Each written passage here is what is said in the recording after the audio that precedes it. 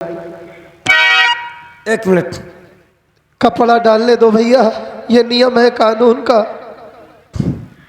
नहीं साहब नहीं, मुझे चेहरे पे पर्दा डाल के मत मारो, क्योंकि ये पूरा काजलपुर मुझे देखे मरते हुए इकट्ठा हुए हैं सब लोग।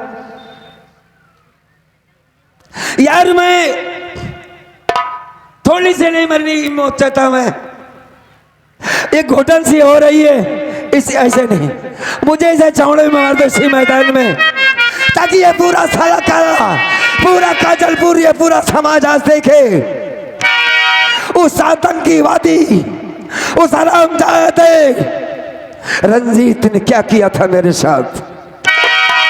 आज मुझे मारा जा रहा है, कल सबको मारा जाएगा। मुझे देखने के बाद ये साले सुधर जाएंगे पूरे के पूरे। आ जाओ मेरी मौत का तमाशा देखने वालों का तारो। मेरी पत्नी को मार दिया गया, पूरा सन्नाटा पड़ा रहा, पूरा गांव का गांव। आज ये कर्मा जाएगा, कल तुम्हारी बारी है। एक एक साले सड़ोगे मरोगे, एक एक की मौत आएगी मेरे जैसे, वरना हिम्मत लाओ अपने आप में, सामना करो जैसे मैंने सामना किया। मार दिया साले रंजितवा को, और मौत के माव में जा रहा हूं। हमें मरने का कोई गम नहीं है। ए भाई, ये लगा लगा, चल चालू कर, चलो भाई तुम अपना काम चालू करो। इनको समझा नहीं पाऊंगा, साले कीड़े मकोड़े हैं सब, इनके समझ में हमारी बात नहीं आएगी। माफ करना भैया, हमें कुछ नंबर बोलूंगा, रस्सी खींच लेना। ठीक, ए टाइट कर रहे भाई, रस्सी टाइट कर। नंबर 1 और नंबर 2 और... अरे माँ, तुम यहाँ अचानक, और ये सब क्या हुआ? तुम्हारे हाथों में कोड़ कैसे हो गया? बेटा पर्वत, तेरे घर छोड़ जाने के बाद बहू को भी मैं घर से मार करके निकाल दी, और उसके जाने के बाद ही मेरे दोनों हाथों में कोड़ हो गया बेटा। और मैं तुम्हें ढूंढते ढूंढते जब तुम्हारे कमरे तक पहुंची, वहां मुझे बहू मिल गई। बहू से सारी बातें बताई। उसके बाद सरकार की मुनादी सुन रही थी, डाकू कर्मा सिंह की फांसी होने वाली है। यही बात सुनकर के मैं चली आई कि वहां पर चलूंगी, वैसे फांसी भी देख लूंगी, और मेरे बेटे पर्वत से मुलाकात भी हो जाएगी भैया। इसलिए तेरे पास आ गई मुन्ना। मालिक का लाख लाख शुक्र है माँ कि तुम सुधर गई हो, और मैं ये नहीं कहूंगा कि ये तुम्हारी करनी की सजा है। खैर कोई बात नहीं, मैं तुम्हारी दवा करवाऊंगा। लेकिन बेटा, मैं अकेली नहीं आई हूँ, मैं अपने साथ अपनी बहू कजरी को भी लिवा करके आई हूँ।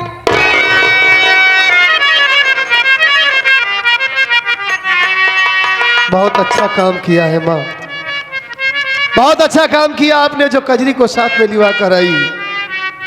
जानती हो माँ, जिस कर्मा डाकू की फांसी हो रही है वो कौन है? कौन है भैया? ये वही कर्मा भैया है माँ, कजरी के भाई साहब। ये क्या कह रहा है? कजरी का भाई है कर्मा? मैं सच कह रहा हूं, जिसे आपने दौलत के लिए, दहेज के लिए बहुत तड़पाया, बहुत अत्याचार किया, और दहेज की ही देन है जो आज वो एक डाकू बन गए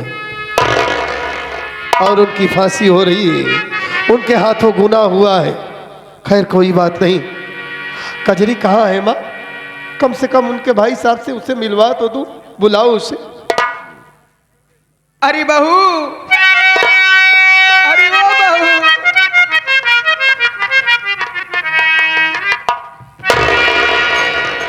क्या बात है स्वामी, आपने बुलवाया? बहुत अच्छा किया कजरी जो यहाँ तक चली आई। मैं तुम्हें उनसे मिलाना चाहता हूँ जिस डाकू की फांसी हो रही है। यही देखने आई हो ना कि जब एक मुजरिम की फांसी होती है, फांसी के फंदे पर कैसे लटकता है वो, कैसे जान जाती है, यही देखने आई हो ना? नहीं स्वामी, मैं ये नहीं देखने आया हूं कि किसी की जान कैसे निकलती है, और फिर भी एक डाकू से हमारा क्या रिश्ता हो सकता है। मैं तो माँ जी को यहाँ पर लिवा आई थी। माँ जी ने कहा कि मुझे कर्मा नाम के डाकू की फांसी देखनी है। मैं माँ जी को यहाँ पर लिवा आई हूँ, बाकी मैं उस शख्स को नहीं देखना चाहती। अरे पगली, क्यों नहीं देखना चाहती हो? कम से कम उस डाकू की शक्ल तो देखो, वो कौन है, कैसा दिखता है। हाँ? इधर उधर चलो। कर्मा भैया, आपसे कोई मिलना चाहता है? मुझसे कोई मिलना चाहता है? हाँ। कौन है अपना हमारा इस दुनिया में जो मुझसे मिलना चाहता है? कौन है वो? बुलाता हूं।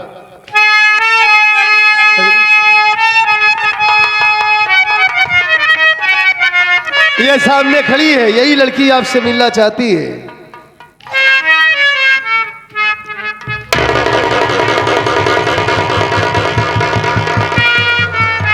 कजरी भैया, हाँ हाँ, आप चलो अच्छा हुआ कजरी तुम आई गई। मैं तेरे ही बारे में सोच रहा था कि मरने से पहले अपनी बहन से उसे देख लूं, कुछ बातें कर लूं। आखिर में उस मालिक को तरस आया और तुझे भेज दिया मुझ तक। आ गई कजरी हमारी, मैं तो आ गई हमारी जिंदगी वापस। वह बहन हमारी आ गई जो हमारी जिंदगी की रातें दिन दुआएं मांगती रही। मेरी कजरी आ गई।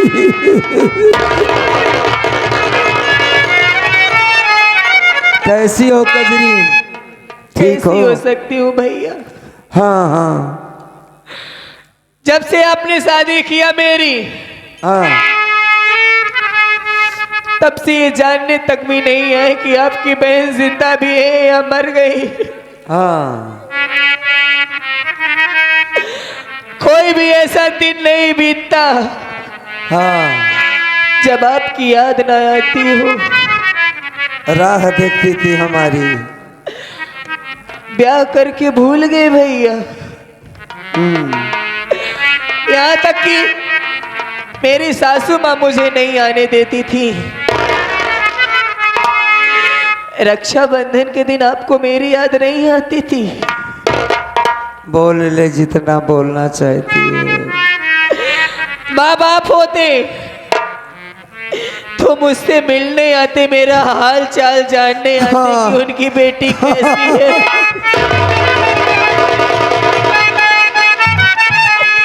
लेकिन आप अपने नहीं है मेरे पास। ससुराल चली गई, माहौल खराब हो गया घर का हमारे। वो मालिक हमसे रूठ गया। बहन को कोई भाई अपने भूल नहीं सकता। रही बात माँ बाप होते तो तेरी खबर लेते। मैंने तेरी बहन की तरह परवरिश नहीं की थी, बाप की तरह परवरिश की थी। शादी किया था के मरना चाहता हूं मैं, रोते रोते नहीं मरना चाहता। चूंकि तू रहेगी तो मेरे आंखों में आंसू आ जाएंगे। मैं बुज़दिल और बेबसी की मौत नहीं मरना चाहता। ये इलाका देखे कि कर्मा आज मारा गया नहीं बल्कि शहीद हुआ है। उसने कुछ अच्छा काम करके गया है। जा तू चली जा, जा। भैया, हाँ, आपकी ये बहन आपको एक बार देखने के लिए बहुत तरसी है। हाँ, लेकिन मालिक ने मिलाया तो ऐसे मोड़ पर। हाँ। क्या अपनी बहन को एक बार गले से नहीं लगाओगे भैया? लगा लेता तुझे गले से, बड़ी ख्वाहिश थी, लेकिन जिस कर्मा के गले से तू लगना चाहती वो मर चुका है। ये कर्मा के हाथ जो है खून से रंगे हुए हैं। मैं कानून का भागा हुआ वो मुजरिम हूं जिसकी फांसी होने जा रही है। तूने मुझे देख लिया, अब तू जा। मैं नहीं तुझे भैया। देख लिया। जा बहन। नहीं, आप डाकू होने से पहले, आप डाकू होने से पहले मेरे भाई कर्मा हो भैया। दुनिया की नजर में दुनिया के लिए आप डाकू हो सकते हैं, कानून के लिए डाकू हो सकते हैं, लेकिन अपनी कजरी के लिए आप हमारे भैया ही हो भैया। नहीं मानेगी तू? एक बार अपने गले से लगा लो ना भैया। आ,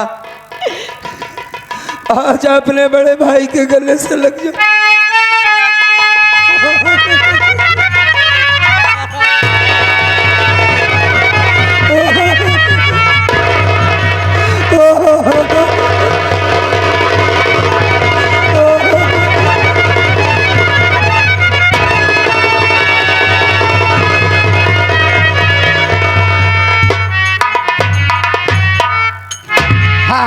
ने तो अपने बहनोई को गोली मार दिया है। रो ले निकाल ले अपने अरमान को। हाँ जा। और सुन, मेरे मरने के बाद अपने बच्चों को मेरी कहानी सुनाना कि तेरा मामा बड़ा नेक आदमी था। डाकू कर्मा कोई गद्दार और खराब आदमी नहीं था, नेक आदमी था। जा कजरी, जा। नहीं भैया, दरोगा, ये बहुत दिनों के बाद आई है, लपटी रहने दे मेरे सीने में। मैं समझ सकता हूँ भैया, मैं जानता हूँ, लेकिन क्या करूँ, बहुत देर हो रही है। ठीक है कजरी, बड़े भाई की बात को मान। अब जा तू, जा जा। चलो भाई, लगाओ फांसी। क्या करूं कजरी, बहुत मजबूर हूं। अब नहीं तो सबसे ज्यादा खुशी मुझे होती जब तुम्हारे भैया तुम्हारे साथ में रहते, इतने दिनों के बाद मिले थे। कजरी, अपना ख्याल रखना। मेरे मरने के बाद पर्वत मेरी बहन की इज्जत करना, उसे सही रखना, ये आखिरी इच्छा हमारी है। चलो आप चिंता मत कीजिए। ठीक है, रस्सी खींचना। नंबर 1 मार दे भाई। और नंबर 2। रुक जाइए साहब, एक निर्दोष को आप फांसी नहीं दे सकते हो। कौन हो तुम, क्या नाम है तुम्हारा? मेरा नाम किरण है, मैं रंजीत सेठ की बहन हूँ। तुम रंजीत ओबराय की बहन किरण हो, और ये तुम कैसे जानती हो कि ये निर्दोष है? निर्दोष इसलिए है साहब कि इनकी पत्नी कर्ज देने हमारे भाई को आई थी। हमारा भाई गद्दार उसकी इज्जत लूट लिया, और मैं बचाने के लिए गई, वो मुझे ठोकर मार दिया और नहीं बचा पाई, उसने उठाकर इनकी पत्नी को चाकू मार दिया। यानी ये सब कुछ तुम अपनी आंखों से देखी हो? आंखों से देखी और हो। ये कागज क्या ली हो? सुलहनामा कागज कोर्ट से लेकर आ रही हूँ, आप इसे खुद ही पढ़ सकते हो।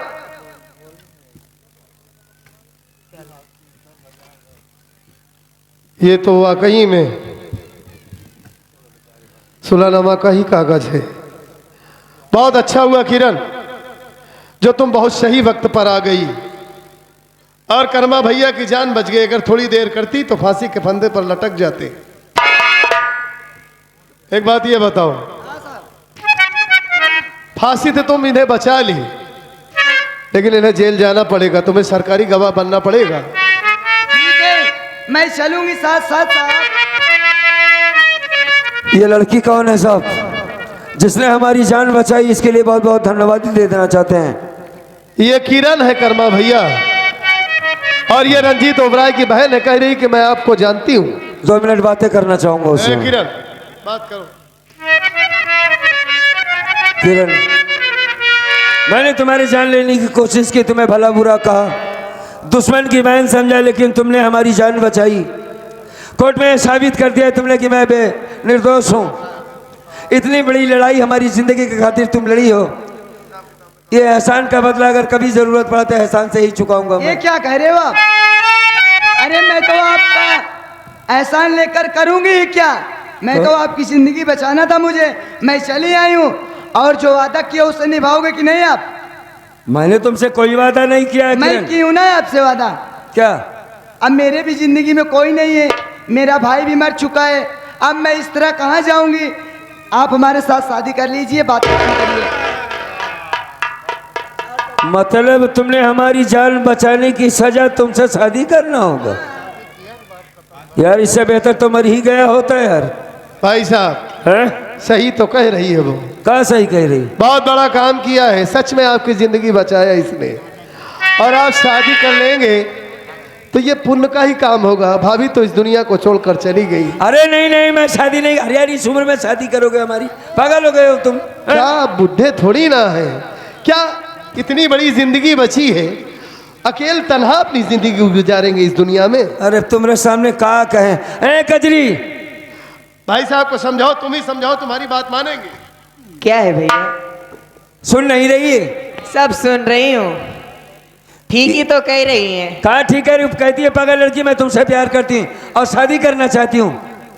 ठीक ही तो कह रही हैं। आपकी जिंदगी बचाई है उसने आज, तो उसकी जिंदगी के रखवाले आप बन जाइए ना। आखिर कब ये तक तेरा आप ऐसे फैसला रहेंगे? है, ये तुम्हारा फैसला है। मेरा फैसला है और ऐसे आपको मानना भी पड़ेगा। आज मैं आपकी एक भी बात सुनूंगी नहीं भैया। अरे अब तुम दोनों के सामने मैं कुछ कर भी नहीं सकता भाई। ठीक है ले चलो भाई।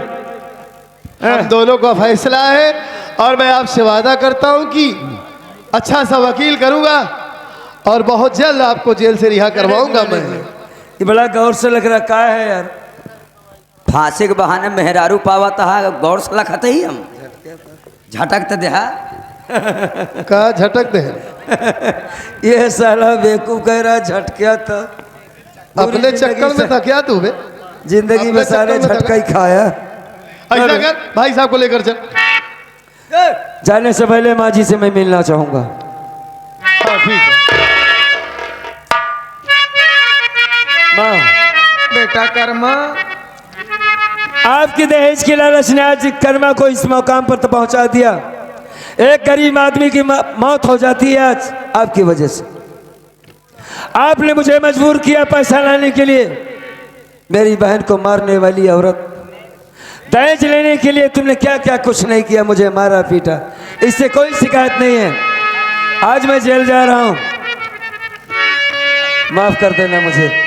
बेटा हाँ, मैं तो तुझे माफ कर दूंगी, लेकिन जो कारनामा मैं की हूँ तुम्हारे साथ, मुझे अपनी माँ समझ करके माफ कर देना बेटा।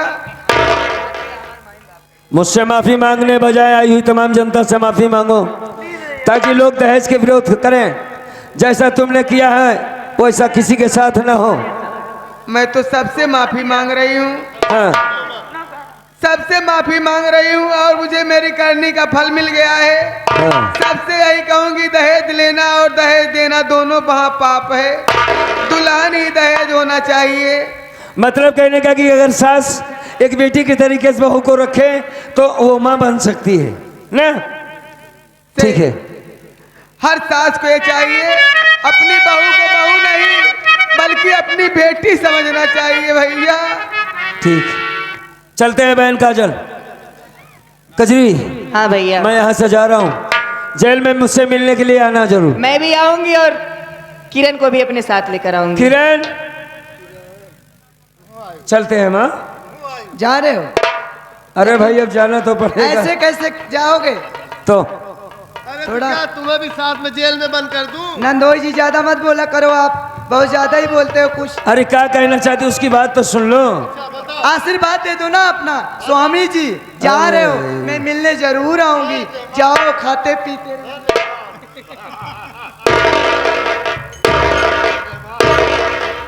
जय भाई, लग जाए इसके गले से। ननद भौजाई मिल लो भैया मिल लो। तुम्हारा बहुत बहुत एहसान है, तुम्हारी वजह से आज मेरे भैया की फांसी रुक गई। आओ आना पर बता, सबको लीला कराना। ठीक है ठीक है ठीक माँ जी तुम भी आना। ठीक है ठीक है, जाइए भैया।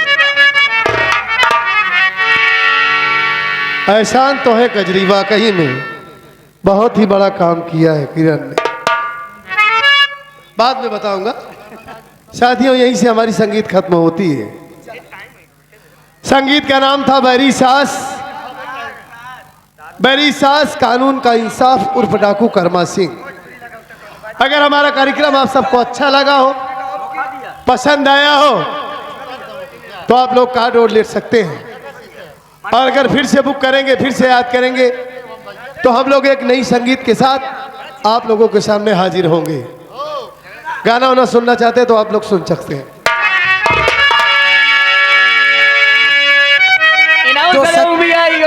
जो सच्चाई है बताकर चलिए। और सच्चाई बताई दी रे, बताइए आप मास्टर।